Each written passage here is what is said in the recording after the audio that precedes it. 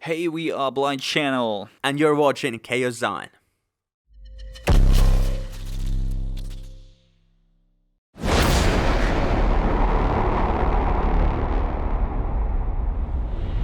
Hello everyone watching Chaoszine YouTube channel. We have started 3 different subscription levels on the YouTube channel for you who wants to support us a little bit further with the video content and video production. So if you order one of those subscription levels, you will help us to create better content for you, and through that you will get some exclusive content from us directly to you from your favorite artists. Okay, so hello everyone.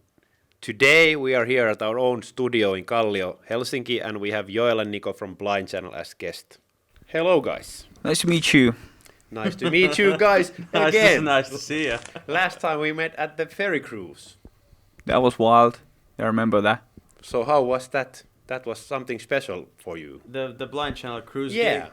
Yeah, that was crazy. I think we've done 2 of those. Yeah. And now I think we decided that we're gonna take a little break from cruises. Like that was just crazy and a bit claustrophobic if we're honest. But the shows were great, and I think the cruises, like, I love boats. I'm addicted to ocean and sea and boats. I love those.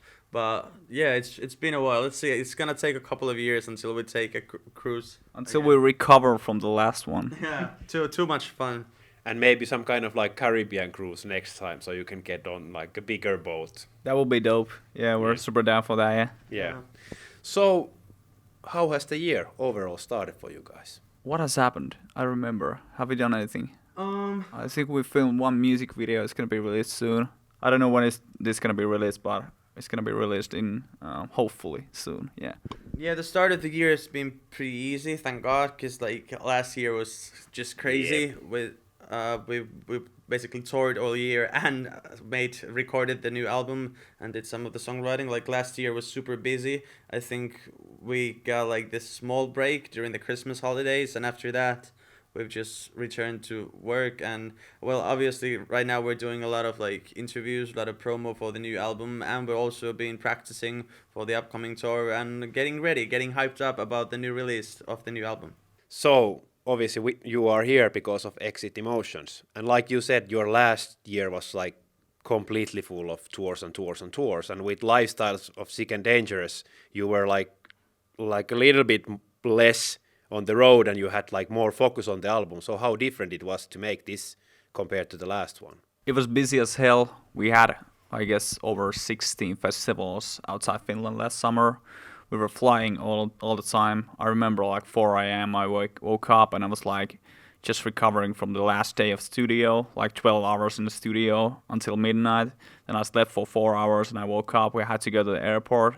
Then we have a flight to Switzerland. Then we had a flight to, we have a show. Then we had a flight to Austria. Then we went back to Finland. Then we went to Download Festival. So it was just total airport madness, or an airport hell, if we call it.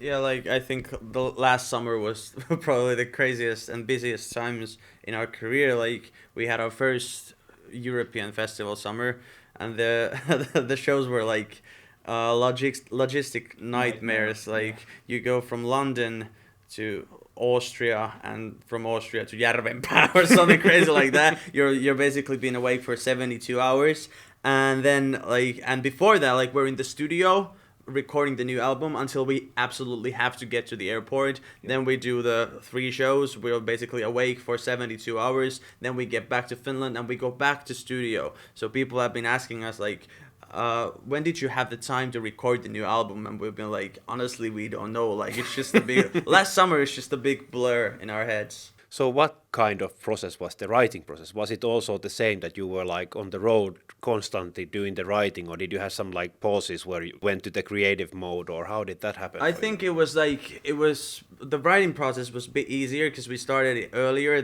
but like we didn't do that much writing during the tours, but like we wanted to make an international sounding record. So a big difference between this new upcoming album and the previous album is that we left Finland for the songwriting process. We went to Berlin, then we went to London, and eventually we went to Los Angeles to like work with the songwriters and producers and all music industry people. Like they have like we did most of the album. The songwriting happened outside Finland. So did you learn like anything new from those outside peoples that you work with? I remember we were singing with Dan Lancaster. He was like doing the vocal recordings for me, and for sure because he's been recording all the Sykes and all of those big names, so he kind of know that what to do, how you pronounce the words and everything. Yeah. So when you record a legend like that and also a native speaker, it's different compared to doing something in Finland with a person that is not native speaker. So I guess I learned that, and also we worked with so many producers and songwriters in America that I felt like we got this, how would you call it, like American rock radio touch, or education. Yeah, I think it's a little wrong word to say that we learned how to make American rock radio, but we somehow did. Yeah, like working with native English speakers, it's not only about like how you pronounce things. It's not only about that, but it's like the hidden meanings in the words. Like if you think about emotion language, like you can study English from a book, but it's not the same. Yeah, it's very difficult to be a native in that. Yeah. So we got like we were like going through the lyrics with these people who, and like I'm gonna take Dead Song for example. Like we wrote the song with this guy Johnny Andrews. It was our first session with him, and we knew that he had written many #1 rock radio hits in the US. And he came to the studio, and he had this small like clip of music demo called Dead Zone. We fell in love with it, and we completed it with him. And like I'm always been very strict about blanching the lyrics because I come from like the hip hop side of the music business. And then I had written like a lot of stuff, and I said like I want to say this, and he said that the content in this text is good, but you should say it like differently, say it like this and say it like that, so it's more understandable, more relatable to the native speaker. And we did that. Like at first, like of course there was like this old guy is messing with my lyrics, but after that, like when you look at his track record, you like maybe we should just listen to this guy, and we did. And like right now Dead Zone is on Rock Radio Billboard. What place is it? 26, 27. We're aiming for 20, top 20. For sure aiming for the #1, but to be realistic, the highest peak for a Finnish band right now is Wings of a Butterfly. Back in 2005, it was number 19. So if we break that, we're good. Okay, so there's some him connection or comparison there. That's the bar right now. Yeah. Competition is the word. Have you ever talked about Ville with that? Well, we can talk about that later. Right now. So obviously you set the bar quite high already with the previous album. So did that give like a lot of pressure to make Exit Emotions? There was this one song. We all know that song. Yeah. When you make a song that hits 70+ million streams. Yeah. It's a lot. Like you know that if you want to repeat that, you kind of make some magic tricks or maybe two. But it's crazy that people expect that you get a single like that. It's impossible to make another one. I mean, it's not impossible, but it's super hard. If we got like right now, I think we have 10 million streams in total for Exit Emotions already. I mean, the whole album hasn't even released, but it's still a lot. So I guess what I'm trying to say is that our goal was to go outside Finland even harder with this one and go to America. That was the #1 priority with Exit Emotions. So to look at the radio charts, to look at the streams right now, I'm just talking about numbers. I'm fucking You are the numberhead in the band. Like I am the numberhead. Sorry for that, but to be honest, the goal was to get more attention in America and outside Finland, and that goal is already there. So we're super happy. And even though we're not that mainstream in Finland with this album, it doesn't matter that much because our goal wasn't that. So yeah. Like, I don't think we believe in that kind of pressure. Like of course there's like pressure to move forward and stuff like that, but when in regards of the songs or the albums, we kind of do what we've always done, and that's doing exactly the kind of music we want to do. And it's like I find the comparison or the question a bit weird because like it's not like we're releasing a new album, but that doesn't mean Dark Side is deleted from all the... Dark Side is still gonna be there. Like it's an undeniable part of our history, and it's the song that helped us to get our first big breakthrough, and we're forever gonna be grateful for that song. And I think it just might be the case that we're gonna perform that song till the end of our career, and that's just, I think that's just cool. And of course, we're like, we always want to do good songs. We feel like we've already done songs that are maybe better than Dark Side, and let's see if the audience feels the same way.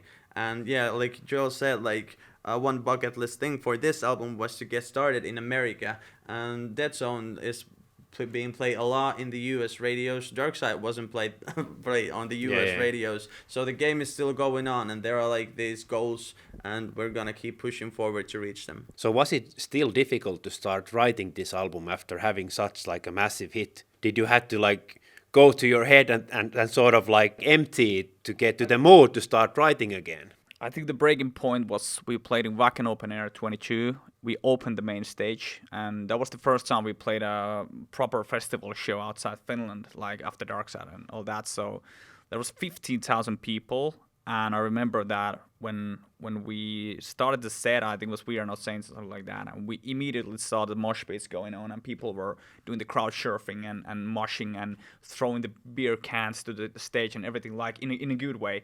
So we felt that this is something where we want to aim. We want to go to the metal scene. We don't want to be like a pop rock, just another pop rock band playing in the radios or being in the TV. We want to be a real metal band and playing the real metal festivals for the real metal audience. So I guess that was the key point when we started to write Exit Emotions. And actually, after the Wacken Open Air, we had the first sessions with the Berlin-based songwriting duo called Blind, and we wrote Flatline with that in mind, that we want to have the mosh pits, we want to have the Wall of Deaths and everything that is kind of connected to the alternative metal scene.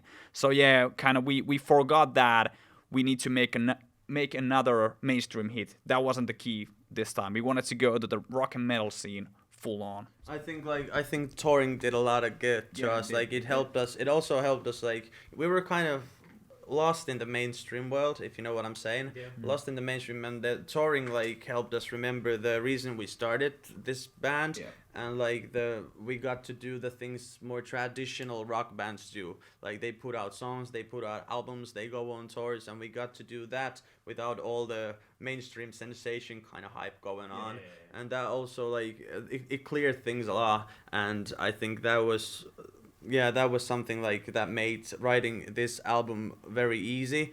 And we knew that this is the alternative music scene, the rock scene, the metal scene, call it whatever you want, but that's our place. Like we don't want to be in the mainstream sensation kind. That's not our place. Yeah. That wasn't the dream. The dream is what we're doing right now.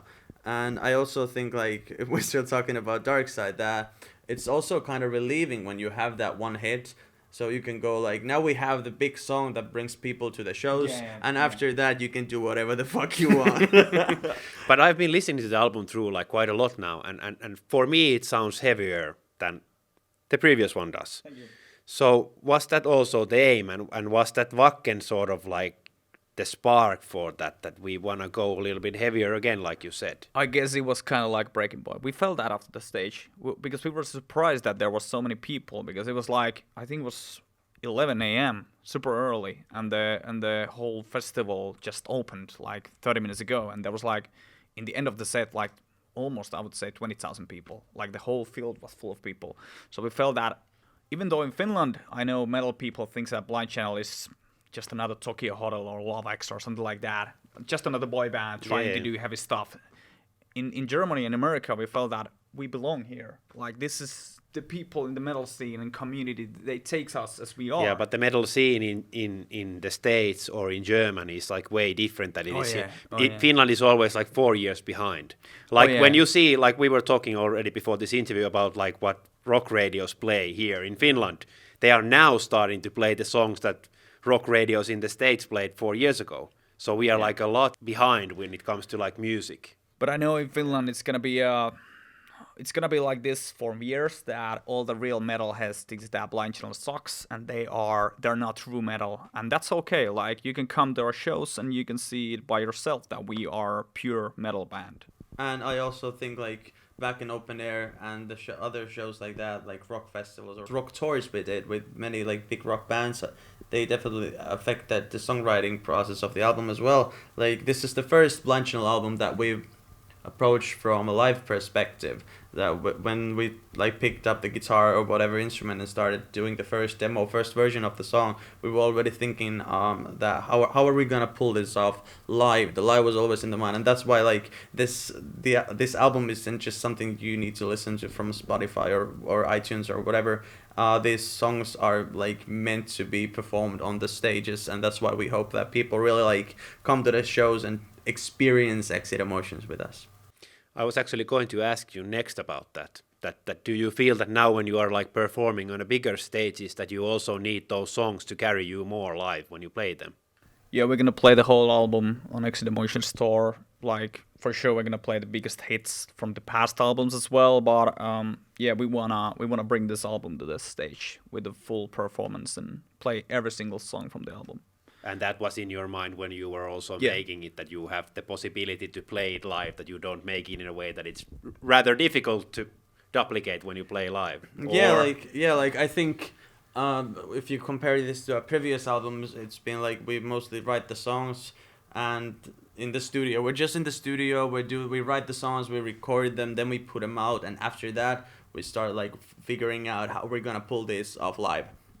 But with this song, we were already think we had the production in mind and all the live, like how is this gonna bang live? Because we also have a possibility of doing that now. Yeah. So yeah, it was a big part of the process, like to not make like let's make a Spotify hit or let's make a radio hit. Of course, we hope all our songs are successful, but the main idea was just to make the songs that will make people like super hyped on the audience when they're watching our show.